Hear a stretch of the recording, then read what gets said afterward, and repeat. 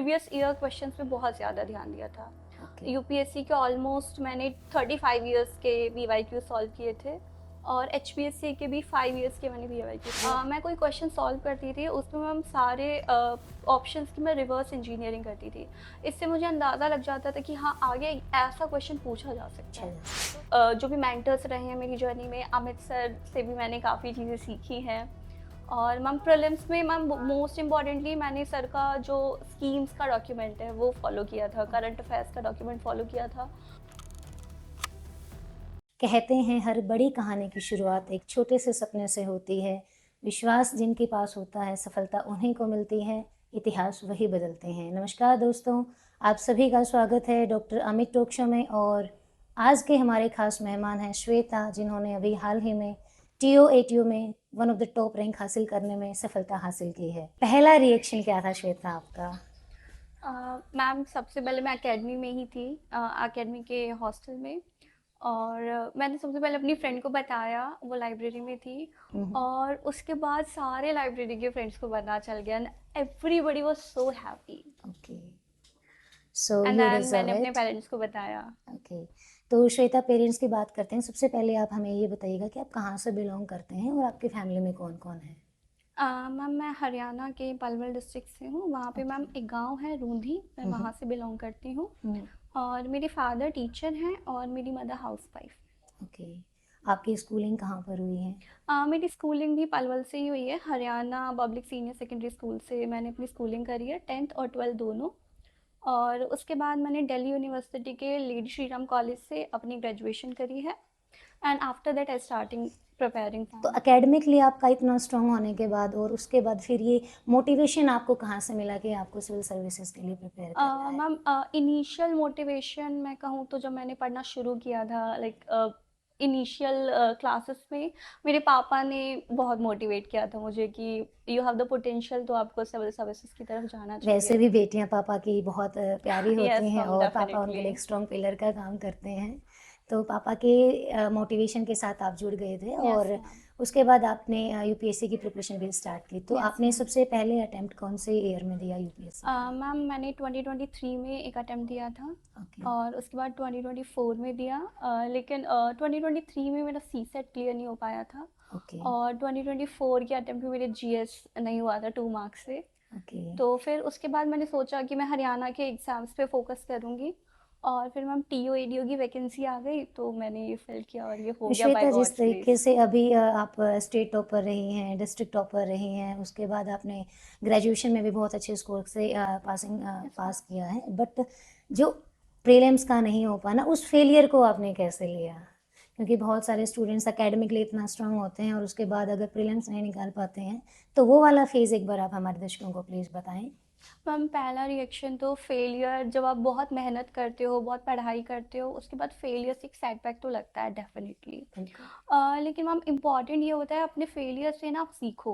बिल्कुल। तो मैंने जितनी भी मुझे लगा कि मेरी मिस्टेक्स रही हैं, मैंने शायद रिवीजन नहीं किया है कंटेंट का बार बार, मैंने अपने सोर्सेज को डाइवर्सिफाई करने की कोशिश करी, एंड में कंसोलिडेशन नहीं किया था, तो वो सारी जो भी मेरी मिस्टेक्स रही थी मैंने उनसे लर्निंग्स ली। और फेलियर को मैंने बहुत ज़्यादा अपने ऊपर बर्डन लेने की बजाय मैंने उसे लर्निंग का ज़रिया बनाया फेलियर को। कितना खूबसूरत सा मैसेज है कि हमें फेलियर्स को एक अपना स्ट्रॉन्ग पिलर बनाना पड़ेगा, क्योंकि ये प्रिपरेशन हमें ये भी सिखाती है कि सिर्फ फेलियर ही हमारे लिए नहीं है, क्योंकि फेलियर से हमारा जो एक परसेप्शन है लाइफ को जीने का वो भी चेंज हो जाता है। डेफिनेटली। तो श्वेता, अभी हम प्रिपरेशन जर्नी से स्टार्ट करते हैं कि आपकी बेसिकली स्ट्रेटजी क्या रही, तो एक बार उसके बारे में बताएंगे। प्रीलिम्स में आपने कौन कौन से बुक लिस्ट को फॉलो किया है? मैम जैसा कि मैंने बताया, मैंने इनिशियल प्रिपरेशन अपनी यूपीएससी की स्टार्ट करी थी। उसके बाद मैम TOATO का भी मोर और लेस प्रीलिम्स का सिलेबस सेम ही था, वही जो बेसिक हमारे हिस्ट्री, पॉलिटी, ज्योग्राफी सब्जेक्ट्स हैं वही थे। तो इनके लिए मैम मैंने स्टैंडर्ड सोर्सेज को फॉलो किया था, ओके। बेसिकली NCERTs को। और मैम सबसे इम्पॉर्टेंट मैं कहूँ तो मैंने प्रीवियस ईयर क्वेश्चंस पे बहुत ज़्यादा ध्यान दिया था। ओके। यूपीएससी के ऑलमोस्ट मैंने 35 इयर्स के वीवाईक्यू सॉल्व किए थे और एचपीएससी के भी 5 इयर्स के मैंने वीवाईक्यू सॉल्व मतलब किए थे। यूपीएससी और एचएस के जो पीवाईक्यूज को हम सॉल्व करते हैं तो हमें पेपर का पैटर्न पता चल जाता है यस कि मैम। मैम पीवाईक्यूज को सिर्फ सॉल्व नहीं करना है, उनसे लर्निंग्स लेनी है। जैसे कि मैं कोई क्वेश्चन सॉल्व करती थी, उसमें मैम सारे ऑप्शंस की मैं रिवर्स इंजीनियरिंग करती थी। इससे मुझे अंदाज़ा लग जाता था कि हाँ, आगे ऐसा क्वेश्चन पूछा जा सकता अच्छा है। जैसे। तो रिवर्स इंजीनियरिंग PYQs की मेरी बहुत हेल्पफुल रही है प्रीलिम्स और में। मेंस को लेकर आपके क्या अप्रोच रही है? आंसर राइटिंग में आपने किस तरीके से स्ट्रेटजी को फॉलो किया है, वो भी एक बार स्टूडेंट्स अब को मैम बताएं। आंसर राइटिंग तो मैंने, कुछ मेरे फ्रेंड्स रहे हैं इस जर्नी में जिनसे मैंने आंसर राइटिंग को लेकर काफ़ी कुछ सीखा है। और मैम वेरियस जो भी मेंटर्स रहे हैं मेरी जर्नी में, अमित सर से भी मैंने काफ़ी चीज़ें सीखी हैं। और मैम प्रीलिम्स में मैम मोस्ट इम्पॉर्टेंटली मैंने सर का जो स्कीम्स का डॉक्यूमेंट है वो फॉलो किया था, करंट अफेयर्स का डॉक्यूमेंट फॉलो किया था। तो वहीं से मैम मेरे को एक इंसाइट मिली कि हाँ ठीक है, हम इन इवेंट्स को, इन सारी चीज़ों को हम अपने आंसर राइटिंग के अप्रोच में यूज़ कर सकते तो प्रीलिम्स हो जाता है, मेंस, उसके बाद हम बात करेंगे इंटरव्यू पे। हैं। Yes ma'am. तो इंटरव्यू के टाइम पे आपने मतलब किस अप्रोच को फॉलो किया है और आपके मेंटर कौन रहे थे? एक बार इंटरव्यू के बारे में भी बताएं। मैम मैं इंटरव्यू के टाइम तो यहीं एकेडमी में ही आ गई थी। ओके। और पर्सनली जो सेशन थे अमित सर के साथ वो बहुत इंसाइटफुल रहे थे मेरे लिए। सर ने मुझे बताया, जैसे मैं बहुत धीरे बोलती हूँ, तो सर ने सबसे पहले यही बताया मुझे कि आप थोड़ा लाउड रहो, आपका जो पर्सनालिटी है काम, उसको थोड़ा सा छोड़ना पड़ेगा ताकि इंटरव्यूअर आपको सुन सके। तो मैम वो मेरे को लगता है कि मेरा बिगेस्ट वो था कि हाँ, मेरे को ये ओवरकम करना है, तो मैंने इस पे बहुत ध्यान दिया था।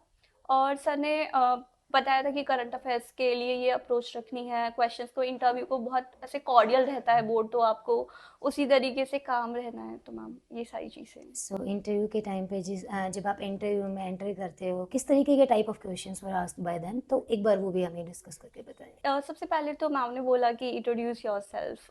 तो उस पर मैंने बताया था मेरी ग्रेजुएशन कहाँ से हुई है, स्कूलिंग कहाँ से हुई है। और उसके बाद मैंने अपनी हॉबी बताई थी मंडला आर्ट।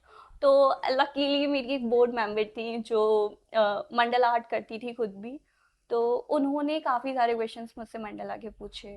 तो मैम बहुत, मेरे को लगता है कि मेरी हॉबी पे इंटरव्यू गया तो मैं इनिशियली बहुत कॉन्फिडेंट फील करने लगी थी। और उसके बाद जो बाकी क्वेश्चंस पूछे गए थे इंटरव्यू के दौरान, वो भी हमें बताइए। करंट मैम अफेयर्स के क्वेश्चंस या फिर कोई और टॉपिक यस से। मैम, जैसे IR में इवेंट्स चल रहे हैं, जो भी जियो पॉलिटिक्स चल रही है हमारी, उससे मैम नेबरहुड फर्स्ट पॉलिसी के बारे में क्वेश्चन पूछा था मुझसे। इसके अलावा मैं याद कर पा रही सोशल मीडिया। हाँ, तो मेरी मैम ने पूछा कि आप बताइए, सोशल मीडिया आजकल बहुत लोग बहुत टाइम वेस्ट करते हैं, तो सोशल मीडिया बून है या बीन है? तो बहुत मुझे लगता है इंटरेस्टिंग क्वेश्चन था मेरे इंटरव्यू का। तो मैम ऐसे ही आप क्वेश्चन पूछे नर्वस थे। फील कर रहे थे या बहुत कॉन्फिडेंट थे ड्यूरिंग द अब इंटरव्यू? हम इनिशियली, जब मैं वेट करना होता है ना बाहर उसके इंटरव्यू रूम के, जब एक कैंडिडेट बैठा होता है अंदर और आप बाहर वेट कर रहे होते हो, वो बहुत ज़्यादा, आई थिंक बहुत नर्वसनेस का टाइम होता है। पर जैसे ही आप एंटर करते हो, और जैसे ही मैंने बताया कि मेरी हॉबी पूछ ली गई थी, तो मेरे लिए बहुत इंटरेस्टिंग हो गया था। ओके ठीक है, ये वैसी ही कॉन्वर्सेशन है जैसी मैंने मॉक इंटरव्यूज में करी थी। Yes. It means mock interview काफ़ी आपके लिए हेल्पफुल यस मैम, रही। Yes ma'am. ओके। और जो आप बेसिकली गांव से आती हैं, तो ग्रामीण परिवेश की जो लड़कियां हैं और खासकर सिविल सर्विसेज की जो प्रिपरेशन करना चाहती हैं, उनके लिए आपको क्या एडवाइस करना चाहोगे, फिर उनके लिए क्या खास मैसेज देना चाहोगे श्वेता? मैम मैं ज़्यादा तो नहीं, बस ये कहना चाहूँगी कि आपको अपॉर्चुनिटीज़ मिल रही हैं, आपको अच्छी एजुकेशन मिल रही है, तो आपको उसको यूटिलाइज़ करना चाहिए।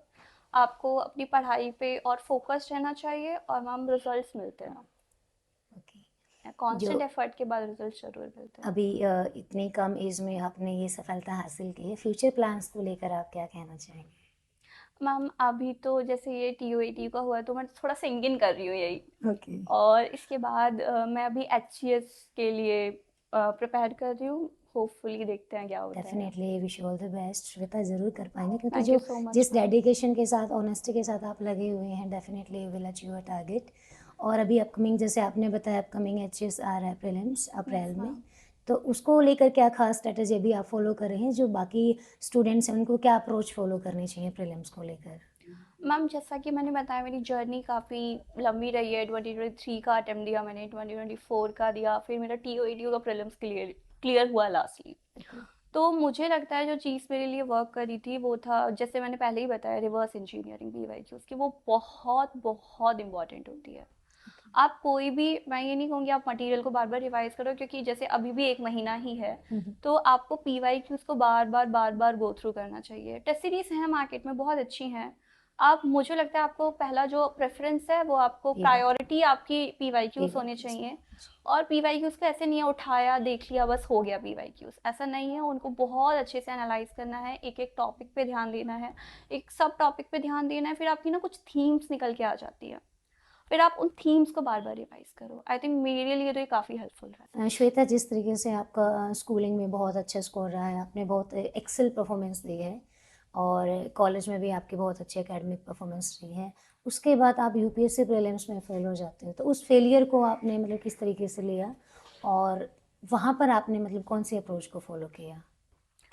इनिशियली बताऊँ तो मैं जितना काम यहाँ बैठी हूँ, फेलियर आया था तब। तो मैंने अपने पापा को सीधा जाके बोल दिया था कि पापा बहुत हो गया है, बहुत पढ़ लिया है मैंने यूपीएससी। अब मुझे नहीं करना है एंड मुझे कुछ डिफरेंट चीज़ें ट्राई करनी है। मेरे पापा ने कहा ठीक है ट्राई कर लो तुम। तो उसके बाद मैंने थोड़ा टीचिंग शुरू किया था एनजीओज़ के थ्रू। ओके। तो फिर धीरे-धीरे मेरे पापा भी मुझे समझाते रहते थे कि भाई तुम ब्रिलियंट रही हो, बचपन से ही तुमने काफ़ी फ़ोकस किया है, काफ़ी स्टडीज़, एकेडमिक्स में तुम अच्छी रही हो तो तुम कर सकती हो। बट वो ऐसा नहीं है कि उन्होंने मुझे फ़ोर्स किया हो कभी कि ओके। हाँ, चलो तुम्हें करना ही करना है ये। ऐसा नहीं था। मैं तो थोड़ा बच्चों के साथ इंटरैक्ट करती थी, थोड़ा मुझे लाइट फ़ील होता था। तो जैसे मैं इंटरैक्ट करती थी डे टू डे बेसिस पे, बच्चे ना सीखते हैं चीज़ें एंड उनको ना मैंने देखा कि बच्चे ने आज सीखा है, मान लो उसने कल कोई गलती करी है। तो क्या था कि बच्चा ना अगले दिन आता है कि मैम ये गलती हो रही है। मैंने कहा अच्छा ठीक है तो मैं आपको नया सिखा देती हूँ। एंड वो बहुत जल्दी ना कन्विंस हो जाते हैं उस बात को लेके और नया सीखते हैं और अगला दिन उनका और अच्छा होता है। तो फिर मुझे लगा कि भाई ये बच्चे हैं, ये किसी चीज़ को इतना दिल पे नहीं लगाए तो मुझे क्यों लगाना है। बिल्कुल। फेलियर ही तो है, कामली उसको लेना है कि चलो ठीक है फेल हो गए, अब आगे देखते हैं। तो फिर मैंने अपने पापा से डिस्कशन किया, तभी ये टीओ एडीओ की वैकेंसी आ गई थी। तो पापा ने कहा कि ठीक है फॉर्म भर देते हैं। मैंने कहा पापा अब जितने भी फॉर्म आ रहे हैं ना दुनिया जहाँ के सारे भर दो। मैंने कहा कि ईपीएफओ को भी आ रहा था, मैंने कहा अच्छा वो भी भर दो और सीईटी भी भर दिया था मैम मैंने। ओके। जैसे अभी आपने बताया कि आपने बच्चों से बहुत कुछ यस सीखा, मैम। तो सीखने और सिखाने की कोई उम्र नहीं होती है। हम छोटे-छोटे बच्चों से आपने एक पॉजिटिव वाइब मैं तो और कहूँगी मैम एनवायरनमेंट जो मेरा फेलियर था उसमें मैंने ना बच्चों से बहुत कुछ सीखा है, जिनको आप मैंने पर्सनली मेंटोर किया है, पर्सनली पढ़ाया है। डे टू डे बेसिस पे मेरी बहुत छोटी, मतलब बच्चों की जो छोटी छोटी एक्टिविटीज़ है ना उनसे भी मेरे को बहुत लर्निंग्स मिली है। अभी आपने बताया श्वेता कि आपने एनजीओ में भी काम किया, तो एनजीओ में आपका क्या रूटीन रहता था वहाँ पे? मैम मैं बेसिकली सुबह जाती थी वहाँ, बच्चों के साथ इंटरेक्ट करती थी। तो मेरा ना एक दिन स्टार्ट होता था वो बहुत अच्छा स्टार्ट हो जाता था। तो पहले तो मैंने बताया मेरा फेलियर हो तो मेरा बिल्कुल किताब ऐसे उठा के रख दो, अब मुझे नहीं पढ़ना है। लेकिन जब मैं बच्चों के साथ इंटरेक्ट करती, थोड़ा उनके साथ थोड़ा लाइटर ना फील करती, तो मुझे भी लगता कि चलो भाई दिन अच्छा शुरू हुआ है, मैंने बहुत कुछ सीखा है, तो थोड़ा ना किताबों की तरफ भी देख लेती हूँ। हम तो गिरे फिर मैंने टीओएडी जो प्रिपरेशन करी है ना वो मैंने बहुत ऐसे था, हाँ ठीक है देख लेंगे कर लेंगे कर लेंगे कर लेंगे। तो मैंने ना जैसे ही मेरा प्रीलिम्स क्लियर हुआ टीओएडी का तब मेरे अंदर थोड़ा कॉन्फिडेंस आया कि हाँ ठीक है मैंने मेहनत करी है, हो भी जाता है। तो इतना दिल पे नहीं लगाना किसी एग्ज़ाम को, अगर आपने फेलियर सेके हैं तो एक टाइम आता है जब आप पास भी होते हो। तो प्रेशर में आपको काम नहीं करना है। एग्जैक्टली मैंने यही सीखा है। आपने बहुत सही बात बोली, प्रेशर में मैंने बहुत एग्ज़ाम को ना मैंने एग्ज़ाम नहीं लिया था, ऐसे बहुत प्रेशर ले लिया था कि अगर नहीं हुआ तो अब ज़िंदगी ख़त्म है, आगे कुछ है नहीं करने का क्या ही करूँगी मैं। बट हाँ, फिर जब मैंने धीरे-धीरे अपनी चीज़ों पे काम करना शुरू किया, मेरे फ़ादर का भी बहुत मेजर कंट्रीब्यूशन रहा है। मैंने बहुत रुलाया है सबको। मैंने वो पा ऐसे पेरेंट्स को ऐसे लगता है ना कि वो बचपन से आप पे एफ़र्ट कर रहे हैं। लाइक मैंने जैसा हम पहले भी डिस्कस कर चुके हैं, मैं 10th में स्टेट टॉपर रही थी। तो तभी ना मेरे पापा, मुझे लगता है मुझसे ज़्यादा मेरे पापा ने मेहनत करी है। वो सुबह मेरे से पहले उठ जाते 4 बजे कि श्वेता उठ जाओ, पढ़ाई कर लो। तो उठ के श्वेता थोड़ी पढ़ाई करती। क्योंकि श्वेता, हम यहाँ पे ये ऐसी प्रिपरेशन होती है जिसमें इंडिविजुअली हम अकेले प्रिपरेशन नहीं कर रहे होते हैं, हमारी पूरा फैमिली सिस्टम होता है उसमें इन्वॉल्व होता है। और अभी जैसे आपने बताया कि आपको डाउट्स होने लगे थे, जो सेल्फ डाउट्स होते हैं स्टूडेंट को कि 1 साल के बाद 2 साल के बाद प्रिपरेशन में अगर आप कामयाब नहीं हो पाते हैं, तो सेल्फ डाउट्स के लेकर आपके क्या मतलब सलाह रहेगी हमारे कैंडिडेट्स के लिए? अब मैं इसका सबसे बड़ा एग्जाम्पल हूँ। मुझे बहुत ज़्यादा एक एकेडमिकली स्ट्रांग होने के बाद जो सेल्फ डाउट्स आते हैं, मुझे बहुत ज़्यादा सेल्फ डाउट था। लेकिन सबसे ज़्यादा मेरे पेरेंट्स ने, मेरे फ्रेंड्स ने मुझे बहुत मोटिवेशन दिया कि भाई ठीक है, हो जाएगा। एक बार फेल होते हैं, 2 बार फेल होते हैं, 3 बार, क्योंकि बहुत सारे लोग हैं आप बाहर देखते हो कि बहुत सारे लोगों का 6th अटेम्प्ट में भी हो रहा है, 7th अटेम्प्ट में भी हो रहा है। लेकिन मैंने कहा भाई बहुत रेजिलियंस, बहुत पेशेंस होता है उन लोगों में, मैं इतना लंबा नहीं जा पाऊंगी। लेकिन फिर भी जो कंबाइंड फोर्स रहा सबका कि तुम कर लोगी, तो वही मेरा अल्टीमेट फोकस रहा कि अच्छा इन इतने सारे लोगों को लगता है तो मुझे लगता है कि हो सकता है कुछ। तो फिर ये मेरी सराउंडिंग और स्पेशली मेरे पेरेंट्स बहुत ज़्यादा मोटिवेशन फैक्टर है मेरे आपके लिए। आसपास जो बहुत अच्छे लोग रहते हैं, जो पॉजिटिव वाइब्स के साथ आपके साथ जुड़े होते हैं, तो ऑटोमेटिकली उसका हमारे पर्सनैलिटी पे बहुत इम्पैक्ट भी पड़ता यस है। Ma'am, definitely. और आंसर राइटिंग में जिस तरीके से आपने बताया कि आपने प्रैक्टिस करते थे, तो वो रूटीन क्या रहा आपका मीन्स में? मैम मेरे को ना, मैं वो इंसान हूँ जिसको ना आंसर राइटिंग का ज़ीरो आता था। ओके। मेरे को मैं बहुत पैराग्राफ में आंसर लिखती थी इनिशियली। मेरे को ना पता ही नहीं था कि एक अच्छा इंट्रोडक्शन लिखना है आपको, एक आपका अच्छा कंक्लूजन लिखना है, कुछ पॉइंट्स में लिखना है। बट मेरी इस जर्नी में ना कुछ बहुत अच्छे मेंटोर्स रहे हैं, कुछ बहुत अच्छे फ्रेंड्स रहे हैं, जिन्होंने ना मुझे सिखाया अच्छा ठीक है ये मिस्टेक्स है, ये तुमको हाईलाइट करना है, यहाँ तुमको पॉइंट्स में लिखना है, यहाँ तुमको कीवर्ड्स को हाईलाइट करना है। तो मेरी आंसर राइटिंग की जर्नी बहुत ज़ीरो से और बहुत अच्छे लेवल पे गई है कि फाइनली मेरा सिलेक्शन हुआ है। आप डेली आंसर राइटिंग करते थे या फिर आपकी क्या अप्रोच रही है उसको लेकर? मैम मैं डेली आंसर राइटिंग में मैं पर्सनली बिलीव नहीं करती हूँ। ओके। मेरा मानना है कि एक बार आप कंटेंट को 2-3 बार पढ़ लो, जैसे हम एग्जाम्पल लें टीओ एटीओ का, अकाउंट्स का पेपर अगर हम फॉर एग्जाम्पल, तो मैंने ना जो जो बुक है उसका ओरिजिनल बुक है, जो कैग की बुक निकलती है, मैंने उसको मल्टीपल टाइम्स पढ़ा था, लाइक 6-7 टाइम्स मैंने उसको पढ़ा अच्छे से कि हाँ अब मेरे को कंटेंट की अंडरस्टैंडिंग हो गई है, अब मैं समझ सकती हूँ क्वेश्चंस को। फिर उसके बाद मैंने पीवाईक्यूज को उठाया, 2011 में इसका लास्ट टाइम एग्ज़ाम हुआ था। फिर मैंने एक एक पीवाईक्यू को अच्छे से एनालाइज किया। जो आपका काफ़ी स्ट्रॉन्ग पॉइंट भी रहा है। यस मैम, मैं कहूँगी कि मेरा एकेडमिक्स अच्छा रहा है, उसकी वजह से मेरी एनालिटिकल चीज़ें थोड़ी सी बेहतर है। तो मैम क्वेश्चंस को मैंने एनालाइज किया, कीवर्ड्स को, और अपने सिलेबस को डिफाइन करने की कोशिश करी मैंने कि अच्छा एक 2003 में भी एग्ज़ाम हुआ था, तो मैंने 2003 के जो क्वेश्चंस थे और 2011 के क्वेश्चंस थे, इनको एक जगह जॉट डाउन किया।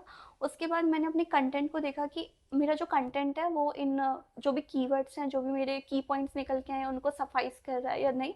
उसके बाद मुझे लगा कि अच्छा ठीक है, मुझे गवर्नमेंट्स की थोड़ी वेबसाइट्स वगैरह भी देख लेनी चाहिए। तो मैंने उस सब को कंसोलिडेट करने पे ज़्यादा फोकस किया और उसके मल्टीपल रिविजन करे। वैसे आपने एक उसके जो बाद आंसर राइटिंग मैंने करी। एक स्मार्ट स्ट्रैटेजी, ताकि वो टाइम सेविंग भी रहे और यस आपको मैम। जो अकॉर्डिंग टू द रिक्वायरमेंट्स है हमारे एग्जाम के, उसके अकॉर्डिंग आप प्रिपेयर कर पाए। Yes ma'am.